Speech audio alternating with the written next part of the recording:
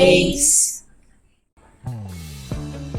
For today's video, we are going to show you the step-by-step process of installing virtual machine and also installing Windows operating system using the virtual machine. Before we proceed to the tutorial, we will share a brief information about virtual machine and operating system. So what is a virtual machine?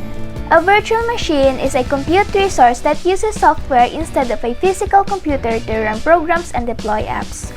One or more virtual guest machines run on a physical host machine. Each virtual machine runs its own operating system and functions separately from the other VMS, even when they are all running on the same host. On the other hand, operating system is the most fundamental piece of system software.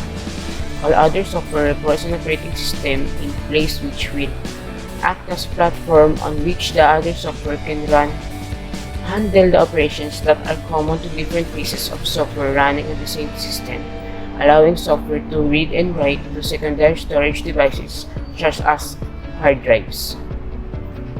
So, we will now proceed to the tutorial. All you need to do is relax, watch, and listen.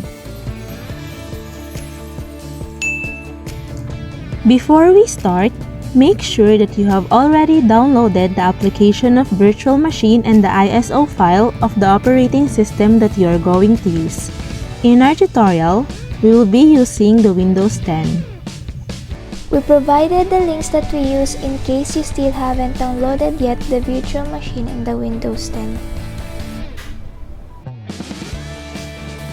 In installing the virtual machine, the first thing you need to do is open the executable file.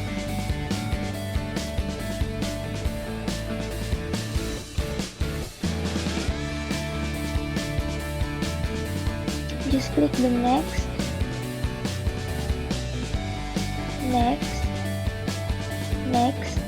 yes, and install. Then just wait for a few seconds.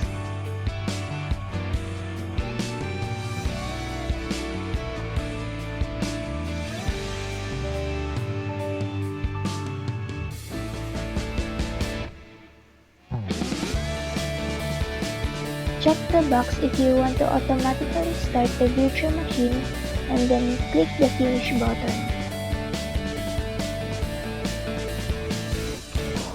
Open the VM VirtualBox and go to the Tools and select Media. Select Optical Disk and click the Add and go to where you have downloaded your OS and select it.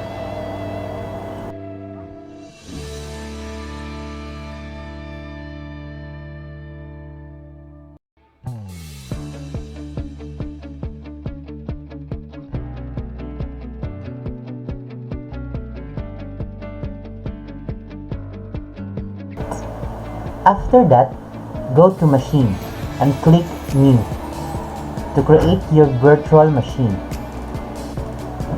Now name your virtual machine and don't forget to select the right type and version of the OS that you want to install and then click Next. Here, you can select your memory size. You can change its size or just leave it to its recommended size and then click Next. Set it into Create a Virtual Disk Now. Select the hard disk file into DDI. Set the storage on physical hard disk into dynamically allocated. In the file location and size, you can change the location where the file will be created and you can also change the size of the file. And when you're finished, just click Create. Now, click the virtual machine that you have created and go to its settings. And then go to General and then go to Advanced. And in the Advanced, set the shared clipboard and the drag and drop into bidirectional. While you're still in the settings, go to System and then Processor.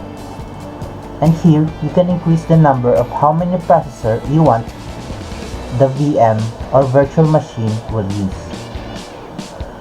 Go to the storage. And in storage, you can find the storage devices.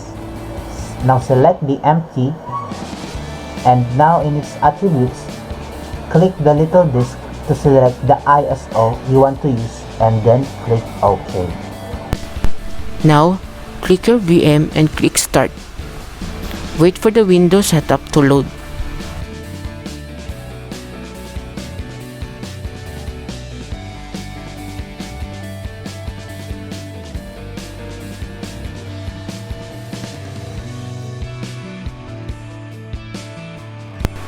In the Windows setup, you can change the language, time and currency format, and the input method based on your preference, and after that, click Next. And now, click Install Now and wait for it to load.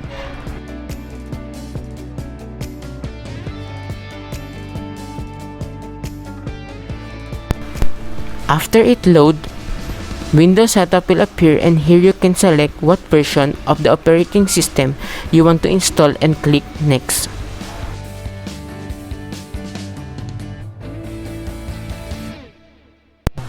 And next is, check the box besides the I accept the license terms and hit Next.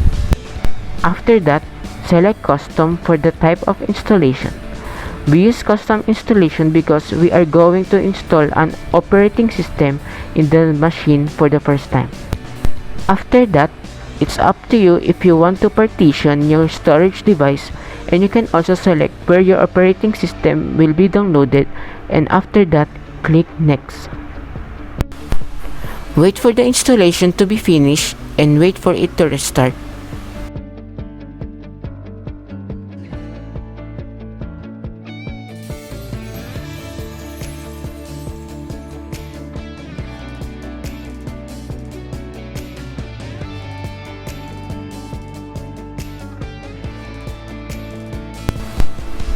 After waiting, you can now set up the region, keyboard layout, Microsoft account if you have an account, and finally the name and the password of the computer user, and then click Next to proceed.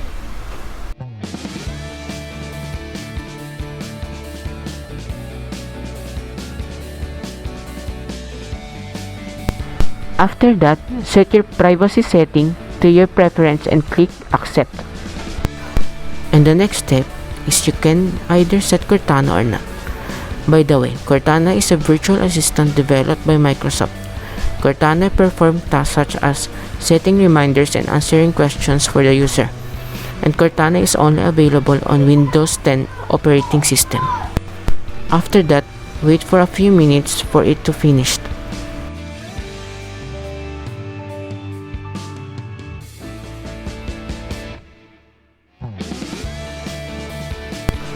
And now, enjoy your new operating system that you have installed.